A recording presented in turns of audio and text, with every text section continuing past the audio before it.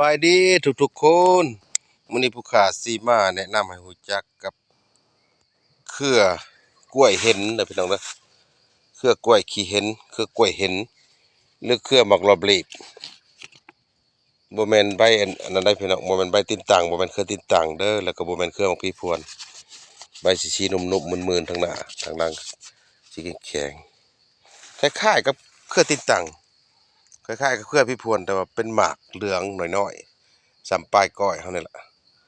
สับปูมือสับปลายสี่เฮานี่แหละเหลืองๆเด้อพี่น้องเด้อปัดยามมันสุกแล้วสิหวานๆกินสั้นๆเด้อพี่น้องเด้อประมาณข้อมือหนึงนี่แหละเป็นหมากสีเหลืองๆสรรพคุณประโยชน์ก็ดีหลายอย่างเด้อพี่น้องเด้อปัวตับปัวไตเด้อรักษาตับรักษาไตรักษามะไขลังผู้ใดเป็นไขลังอ่างน้ำไขลังบวมลอกกาบออกเด้อพี่น้องเด้อลอกกาบเนี่ยออกลอกเปลือกออกเอาแกนลำนี่แหละไปต้มกินกำมือหนึงเด้อพี่น้องเด้อถ้าผู้ใดเป็นมะไขลังบวมเอาไปใส่กับหากอันนั้นเด้อหากคุณให้เลือหากก้านต้งเด้อพี่น้องเด้อสองอย่างนั่นแหละผู้ใดเป็นกำลังบวมบัดนี้ผู้ใดเป็นตับ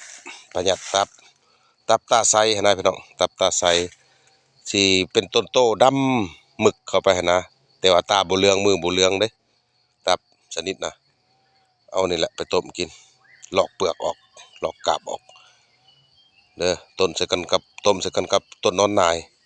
กกหญ้านอนนายเด้อพี่น้องเด้อสิดีสิเศร้าเด้อข้ามาแนะนำให้รู้จักนำกิน